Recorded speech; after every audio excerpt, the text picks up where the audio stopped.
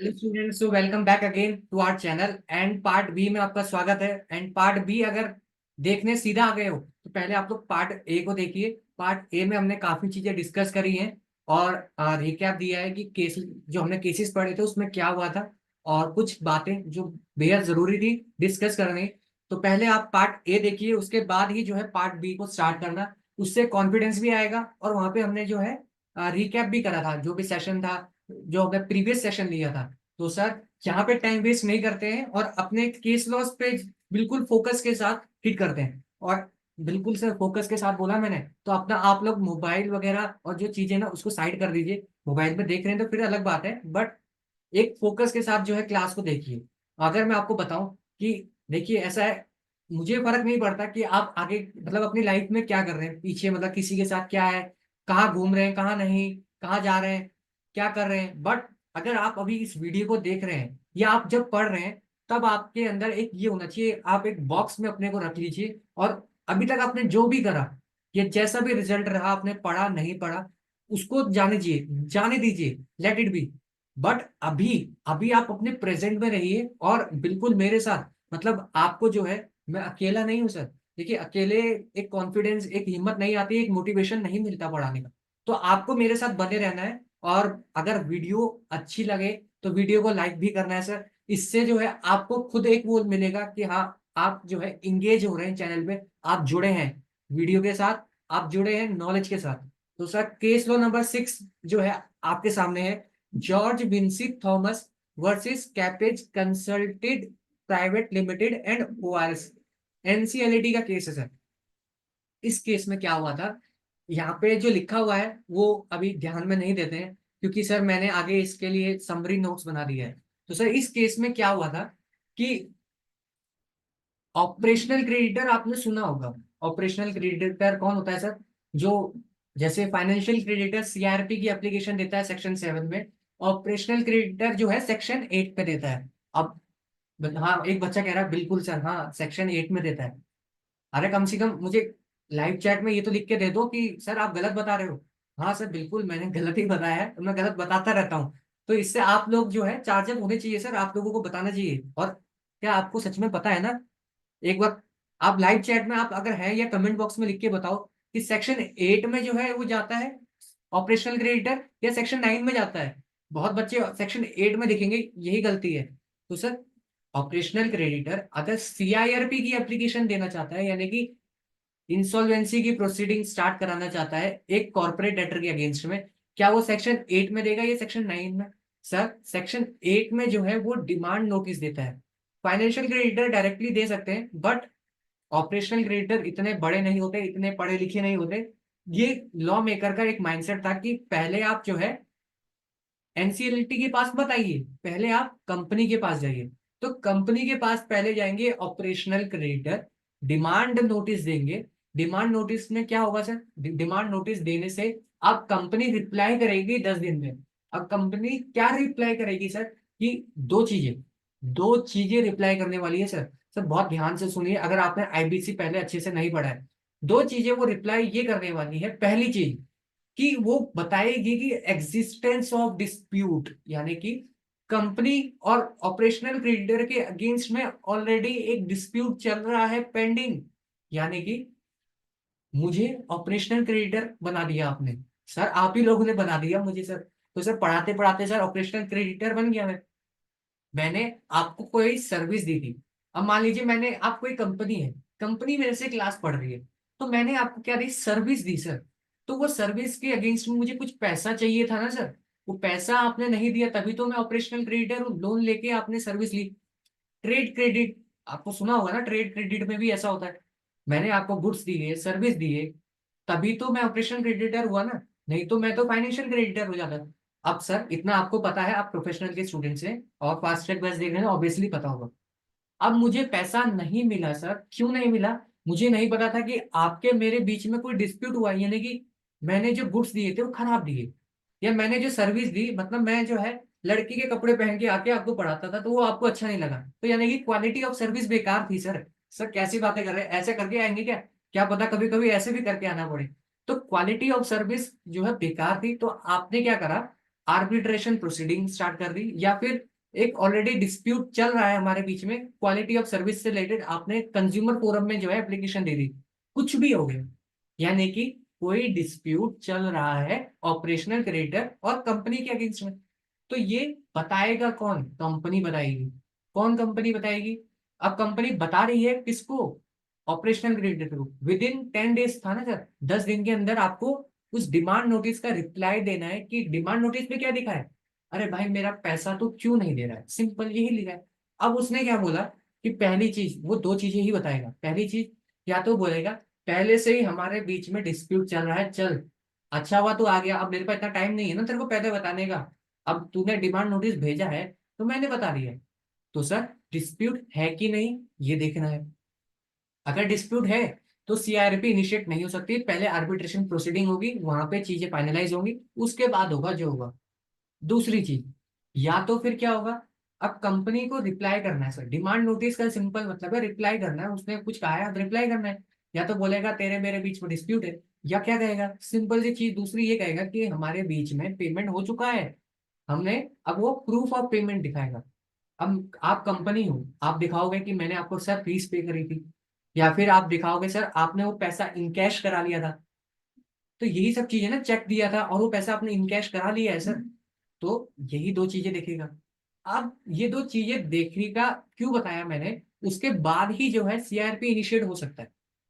अब रिप्लाई नहीं आया, ये रिप्लाई में मतलब रिप्लाई क्यों नहीं आया, क्योंकि डिस्प्यूट नहीं होगा। या दूसरी चीज, ये प्रूफ ऑफ पेमेंट क्यों का रिप्लाई क्यों नहीं आया, वो एविडेंस क्यों नहीं दिया कंपनी ने, क्योंकि प्रूफ होगा ही नहीं। तो अब जब ऐसी चीज नहीं हुई, 10 दिन एक्सपायर हो गए, तो सेक्शन 9 में, सर सेक्शन 9 में जो है वो एप्लीकेशन दे सकता है। कौन? Operational creditor. अब जाऊंगा मैं सेक्शन 9 में और बोलूंगा एनसीएलटी चल सीआरपी स्टार्ट कर इसका। सिंपल है सर। अब ये चीज मैंने क्यों बताया, क्योंकि इस केस में रेलेवेंस है। इस केस में क्या है, मैं आपको बताता हूँ समरी से। अब इस केस में क्या हुआ था, ओसी को सीआरपी इनिशिएट करना था कॉर्पोरेट डेटर के अगेंस्ट में। सर समरी पे ध्यान दीजिए। और सीआरपी इनिशिएट कैसे हो सकती है, सेक्शन 8 और सेक्शन 9 के प्रोविजन के साथ, मतलब आपको सेक्शन 8 और 9 का प्रोविजन देखते हुए जो है सीआरपी इनिशिएट कर देना है।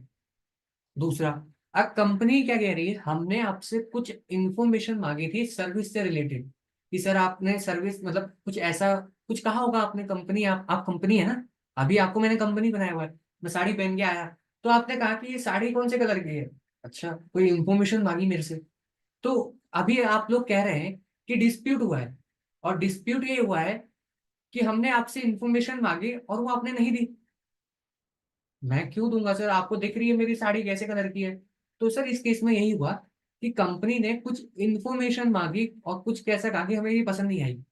सिर्फ इस बेसिस पे कंपनी कह रही है कि डिस्प्यूट हुआ है सर, हमें चीजें पसंद नहीं आई। तो यहाँ पे एनसीएलटी ने बोला कि मतलब कॉर्पोरेट डेटर ये कह रहा है कि हम ड्यू पे इसलिए नहीं कर रहे क्योंकि हमने इंफॉर्मेशन मांगी थी। अभी इतनी सी इंफॉर्मेशन को हम डिस्प्यूट मानेंगे या नहीं मानेंगे, ये केस गया एनसीएलटी के पास। और एनसीएलटी ने ये बोला कि अगर कंपनी ये बोल रही है, क्या बोल रही है सर, मतलब इस केस में ये हो रहा है कि मेयर कुछ इंफॉर्मेशन, यानी कि mayor information asking from operational creditor, क्या वो प्री एग्जिस्टिंग डिस्प्यूट है? एक ऑपरेशनल क्रेडिटर एनसीएलटी के पास सीआरपी इनिशिएट कराना चाहता है, तो वो अगर कराना चाहता है तो पहले ये देखना पड़ेगा कोई पहले से डिस्प्यूट है या नहीं, जिसे हम कहेंगे प्री एग्जिस्टिंग डिस्प्यूट। तो सर सिर्फ एक इंफॉर्मेशन मांगने से कि मैंने कौन सी कलर की साड़ी पहनी है, सिर्फ इस बेसिस पे हम क्या इसको प्री एग्जिस्टिंग डिस्प्यूट मानेंगे? तो सर कॉर्पोरेट डेटर, अब यहाँ पे भी मैंने लिखा हुआ है कि लीगल इशू क्या था। अब ये लीगल इशू जो है ना सर, ये जो आप देखना थोड़ी बड़ी आंखों से देखना सर। क्यों सर बड़ी आंखों से क्यों देखना, क्योंकि ये चीज आपको एग्जाम में लिखनी है कि वेदर, आपको वहां पे मेंशन करना है, हम देखेंगे कैसे लिखना है, बट यहाँ पे लीगल इशू क्या था, weather mere information asked by corporate debtor from operational creditor will constitute a pre-existing dispute। क्या वो डिस्प्यूट माना जाएगा? सिर्फ एक इंफॉर्मेशन मांगी है सर कि सर आपने कौन सी कलर की साड़ी पहनी थी, ये साड़ी आपकी अच्छी नहीं थी। अब साड़ी अच्छी नहीं है उससे क्या मतलब सर, मैं पढ़ा तो अच्छा रहा हूं ना सर। तो क्या इसे प्री एग्जिस्टिंग डिस्प्यूट मानेंगे या नहीं मानेंगे, ये आप बताएंगे। तो सर ऑब्वियसली कॉमन सेंस लग रहा है ना सर। कि इतनी सी इंफॉर्मेशन को हम प्री एग्जिस्टिंग डिस्प्यूट थोड़ी मानेंगे। प्री एग्जिस्टिंग डिस्प्यूट का मतलब है कोई बड़ा डिस्प्यूट, क्वालिटी ऑफ गुड्स। मैंने आपको क्लासेस, आपने मुझसे परचेज करी, मैंने आपको क्लासेस नहीं दी, ये क्लासेस चली ही नहीं रही 3-4 क्लासेस के बाद, तो इसको बोलते हैं प्री एग्जिस्टिंग डिस्प्यूट। ठीक है सर। एनसीएलटी का डिसीजन देखिए सर। तो एनसीएलटी ने ये बात कही है जो आपको एग्जाम में लिखनी है सर। उस फैक्ट्स जो पीपीटी मैंने आपको दिखाया था पहले, उसमें यही सब लिखा हुआ है, उसको और समराइज कर दिया मैंने। मैंने सोचा और इसको समराइज कर देते हैं, तो आपके लिए ये एक और एफर्ट मैंने लगाया। पहले मैं सिर्फ उतना ही पढ़ाने वाला था, उसी में से पढ़ाने वाला था, बट ये दिल है कि मानता नहीं, वही है ना सर। इसीलिए अब यहाँ पे देखिए कि एनसीएलटी ने क्या डिसीजन दिया। It was held by NCLT that mere asking for further information on the service render by operational creditor ने जो सर्विस दी थी सर, इसे याद रखना आप कि क्या उसको हम डिस्प्यूट मानेंगे, क्या वो एग्जिस्टेंस ऑफ डिस्प्यूट है? नहीं सर, वो एग्जिस्टेंस ऑफ डिस्प्यूट नहीं है। और यहाँ पे यही हेल्ड हुआ है कि एप्लीकेशन ऑपरेशनल क्रेडिटर फाइल कर सकता है, और सेक्शन 8 में नहीं, सेक्शन 9 में वो फाइल कर सकता है सर। तो ये केस में यही था कि एक ऑपरेशनल क्रेडिटर क्या एनसीएलटी के बाद एप्लीकेशन फाइल कर सकता है, क्योंकि यहाँ पे कॉर्पोरेट डेटर ये कह रहा है कि एग्जिस्टेंस ऑफ डिस्प्यूट हुआ है, और डिस्प्यूट में क्या वो कंटेंशन दे रहा है कि सर हमने एक इन्फॉर्मेशन मांगी थी। तो क्या एक मियर इन्फॉर्मेशन, एक इन्फॉर्मेशन मांगना क्या प्री एग्जिस्टिंग डिस्प्यूट है या नहीं है? तो सर आपका आंसर यही होगा कि वो एग्जिस्टेंस ऑफ डिस्प्यूट नहीं है, ऑलरेडी इस केस में वो हेल्ड हो चुका है। तो सर यहाँ पे हमारा केस ओवर होता है, और केस लॉ नंबर 6 हम लोग कवर कर चुके हैं। अब यहाँ पे कुछ फैक्ट्स लिखे हुए हैं जो आप पढ़ सकते हैं, उसके बाद डिसीजन दिया हुआ है, ये आपको पढ़ना है। अब जब आपको मेरी बुक मिलेगी, जब आप बुक के लिए इनरोल कराएंगे, तो यही चीज, ये बुक का लैंग्वेज और जो वो नोट्स हैं, यही आपको एग्जाम में लिखना है। बिगर उसके एक एमसीएस का स्टडी मटेरियल लेके अगर आप एग्जाम में जाएंगे, तो आप लोग चीजों को आइडेंटिफाई नहीं कर पाएंगे, आप केस को ढूंढते रह जाएंगे। क्योंकि ये जो केस एक पेज में मैंने कवर करा है, ये 3 स्लाइड्स में मैंने कवर करा है, ये कम से कम 300 to 400 वर्ड्स का एक केस है सर। इतना बड़ा केस आप लोग पढ़ेंगे, उसके बाद एग्जाम में देने जाएंगे तो बहुत दिक्कत होगी। सर मैं तो कहूँगा भले ही आप मेरे क्लासेस को रेफर मत करिए, बट नोट्स आप रेफर करना, क्योंकि नोट्स से ही आप एमसीएस का पेपर, यही एक बुक लेके जानी है जो आपको एग्जाम पास कराएगा।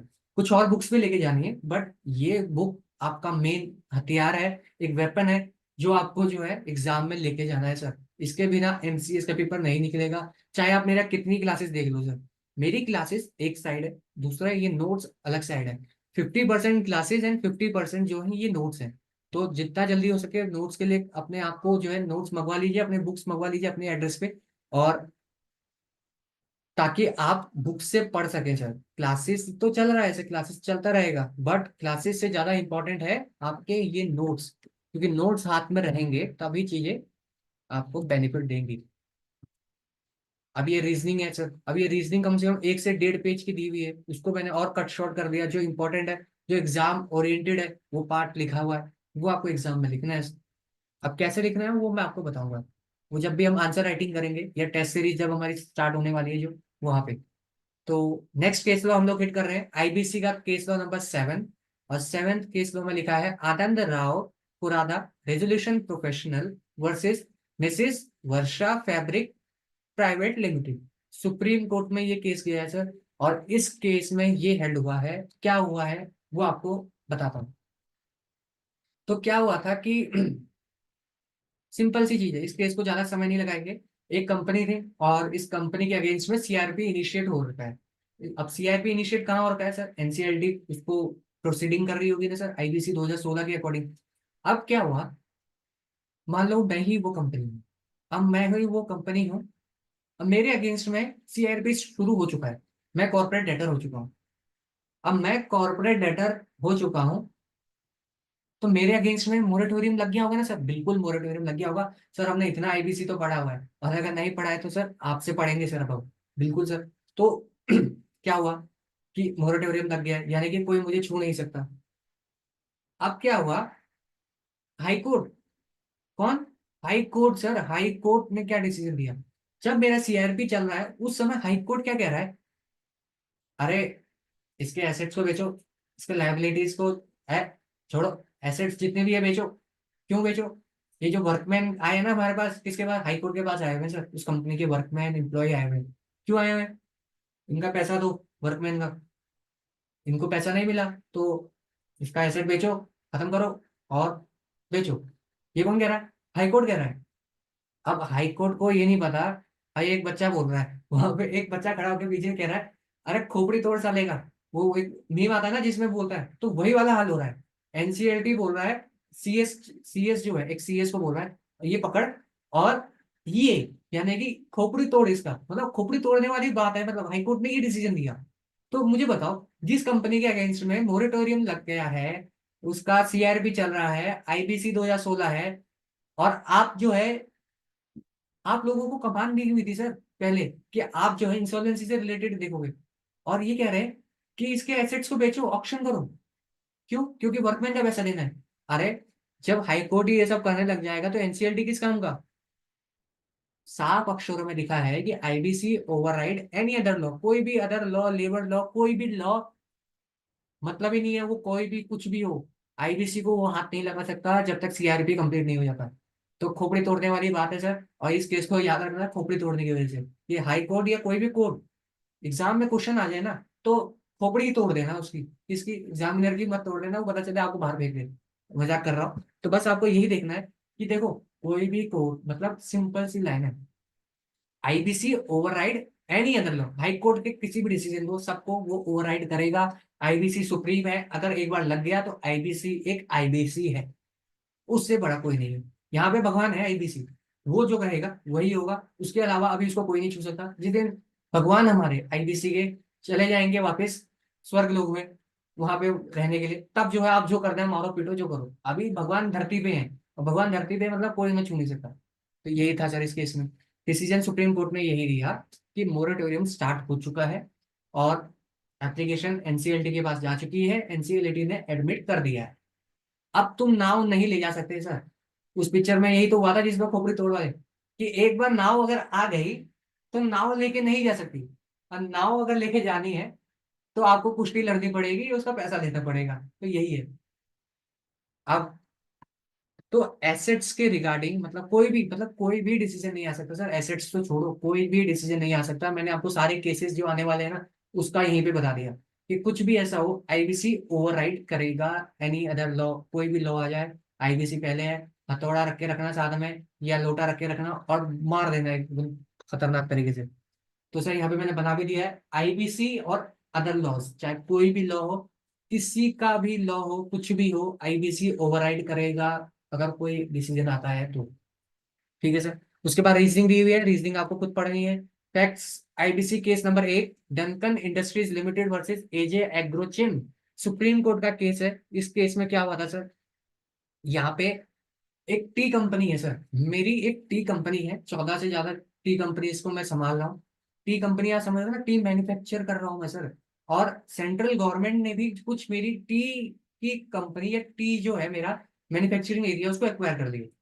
बट सेंट्रल गवर्नमेंट ने अगर एक्वायर कर लिया है, एक्वायर शब्द से आप समझ रहे हैं सर, टेक ओवर कोड में आपने पढ़ा था, अगर आपने एक्वायर कर लिया तो कंट्रोल तो उसके पास होगा ना। बट इस केस में क्या है, यहाँ पे ऐसा बताया जा रहा है कि कंट्रोल जो है मेरे पास ही है, यानी कि मैं उसको मैनेज कर रहा हूँ। यानी कि वो कंपनी जो टी मैन्युफैक्चरिंग, जो भी वो चीजें थी, वो टी गार्डन, उसको जो सेंट्रल गवर्नमेंट ने ले लिया, उसको अभी भी मैं मैनेज कर रहा हूँ, इवन दो उसने ले लिया। अब मैं कौन हूँ? T manufacturing company. मेरे अगेंस्ट में सीआईआरपी स्टार्ट हो गया सर, सर मेरे अगेंस्ट में सीआईआरपी शुरू हो गया। मैं कौन हूँ? Team manufacturing company. मेरे को कंट्रोल कौन कर रही है? वैसे वैसे तो सेंट्रल गवर्नमेंट कर रही है, पर मैनेज मैं कर रहा हूँ। अब क्या हुआ कि जिस क्रेडिटर ने एप्लीकेशन डाल दी, एप्लीकेशन तो डाल दी, अब सीजी ये कंटेंशन दे रही है। सीजी का ये कहना है, ये सीजी अब गई है, सुप्रीम कोर्ट तक चले गए तो सीजी भी गई होगी, तो सीजी का ये कहना है। सर क्या कहना है? सीजी का ये कहना है भाई, सर क्या कहना है, सीजी ये बोल रहा है कि हमने टी एक्ट बनाया हुआ है। ठीक है, टी एक्ट बनाने से क्या हुआ, अब टी एक्ट में ये लिखा हुआ है कि कोई भी मेरी कंपनी या कोई भी जो चीजें हैं टी से रिलेटेड जो भी है, टी एक्ट फॉलो होगा। यानी कि आप पहले हमसे, सेंट्रल गवर्नमेंट से पूछना पड़ेगा, अगर आप इस कंपनी को बंद करवाने के लिए प्रोसीडिंग कर रहे हो। तो सीजी दादागिरी कर रहा है सर, सीजी तो करेगा दादागिरी। मोदी जी देख नहीं रहे कितनी दादागिरी कर रहे हैं। तो पहले तो राहुल गांधी जी का समय था ना सर, राहुल गांधी जी का समय, कह सकते हैं किसका समय था। अब तो सर हवा जो है मोदी जी की चल रही है, और पता नहीं ये चलती रहेगी लग रहा है, फिर योगी जी की हवा चलेगी, तो ऐसी हवाएं लग रहा है चलती रहेगी बीजेपी की, सेंट्रल गवर्नमेंट की। तो सब बढ़िया हो रहा है, चीजें बढ़िया है। तो यही था कि सीजी जो है दादागिरी कर रहा था, तो सेंट्रल गवर्नमेंट ने बोला, एक ही चीज बोली। सेंट्रल गवर्नमेंट ने ये कहा कि सर, अच्छा यहाँ पे मैंने नोट्स उसका नहीं बनाया, बनाया है बट ज्यादा मैंने इस पर लिखा नहीं है।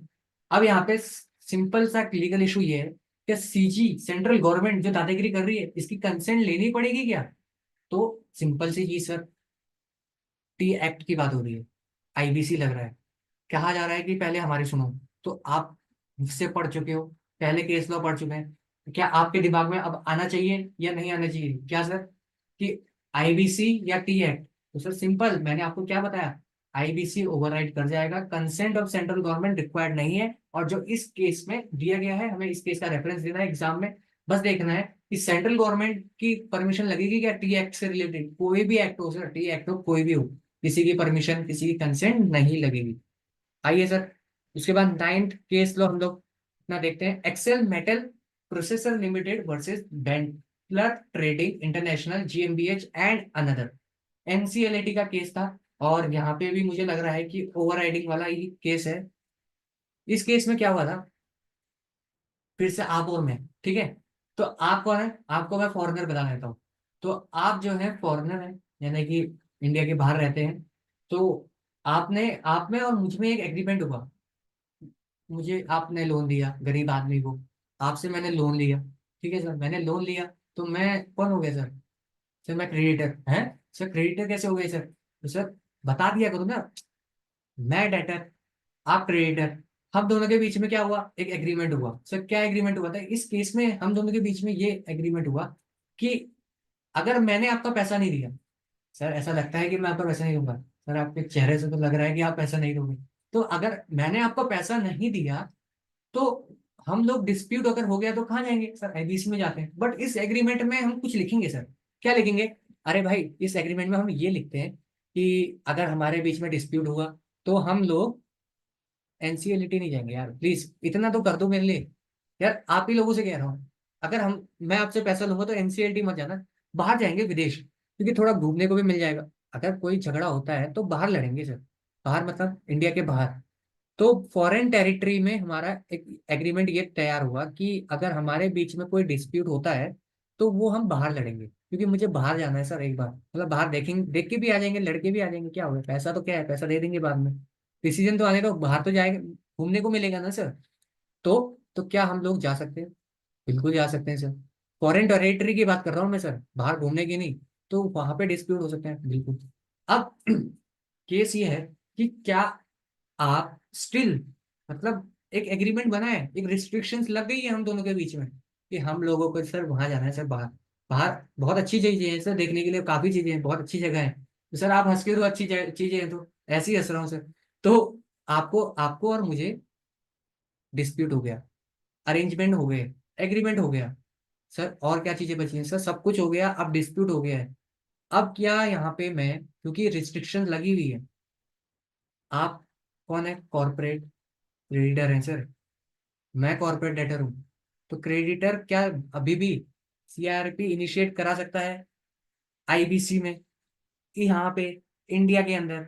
तो सर अगर आपने पहले केस लॉ सुने हैं, तो यहाँ पे भी वही है, चाहे कैसा भी एग्रीमेंट है, कैसा भी लॉ है, कैसा भी प्रोविजन है, कैसा भी ऑर्डर आ जाए, कुछ भी लिखा हो, बट अगर आप चाहते हैं आईबीसी में ही आपका केस हो, अगर आप चाहते हैं इंडिया में ही आपका केस हो, तो is respective of the agreement made by you and me, मतलब बाहर में गया सर, बाहर में गया सर वो एग्रीमेंट।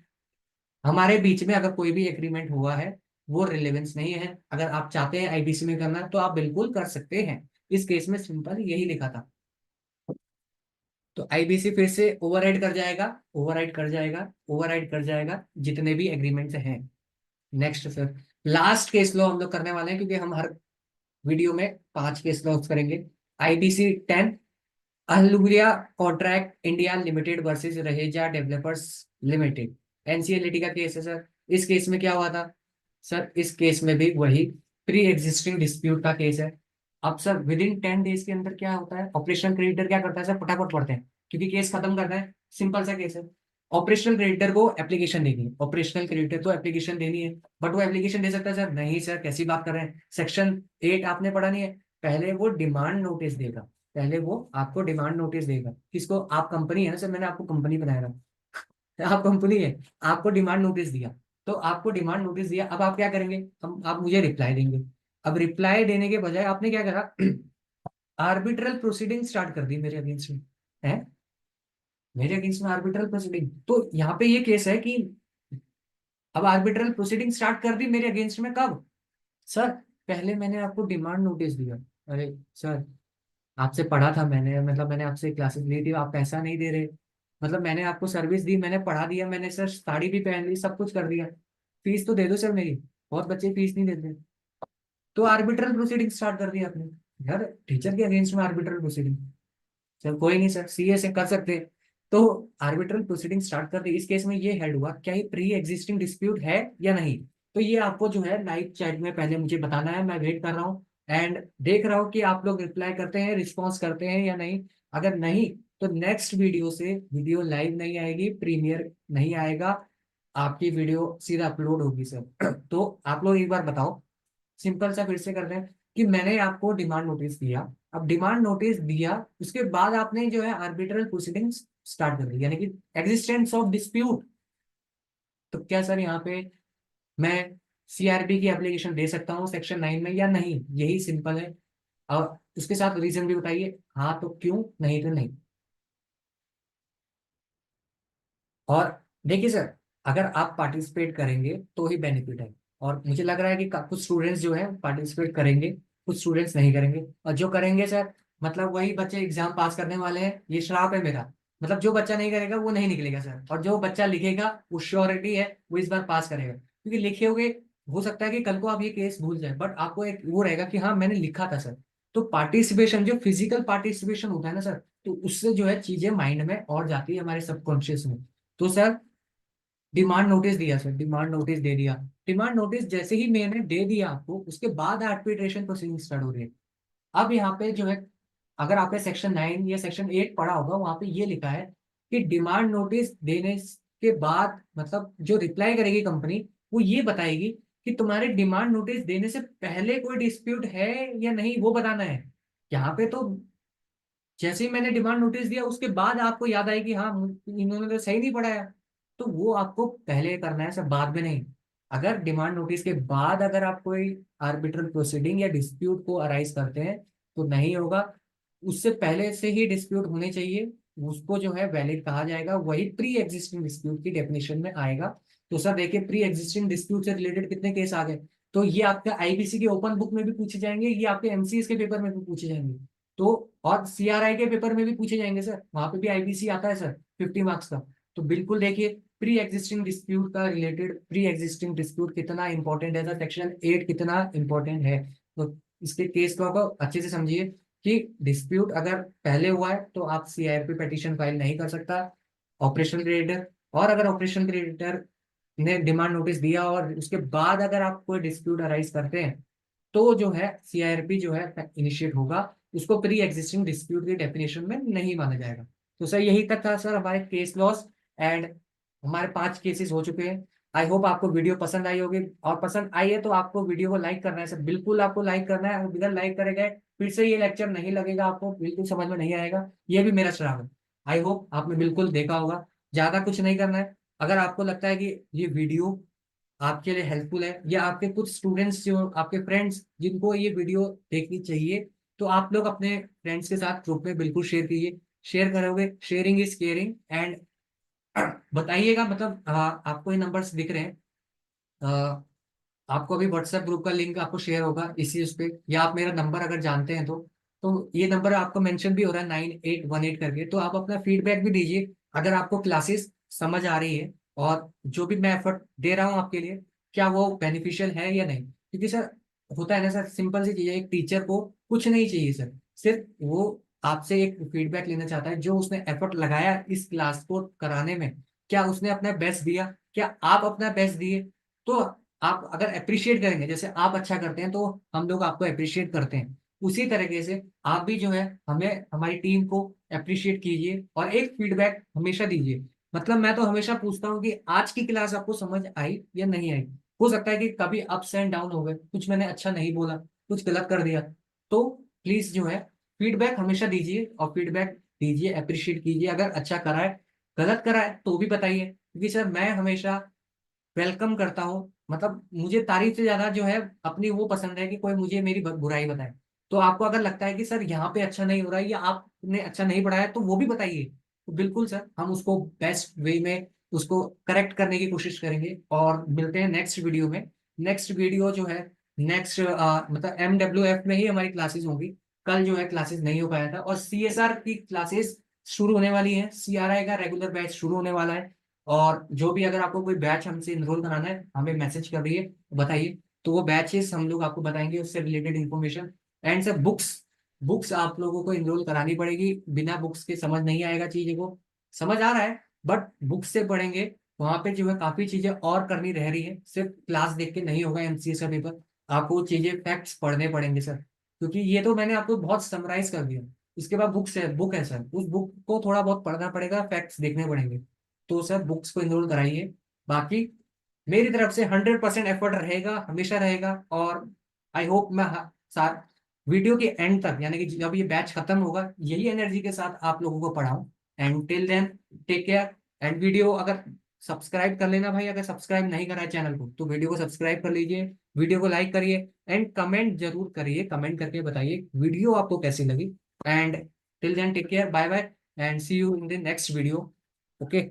और खूब हंसते रहो, मुस्कुराते रहो, पढ़ते रहो। और MCS और IBC के लिए बिल्कुल आप बेफिक्र हो जाइए, उसके लिए आपका भाई है, बिल्कुल आपके लिए बेस्ट एफर्ट हम लोग आपके लिए करने वाले हैं।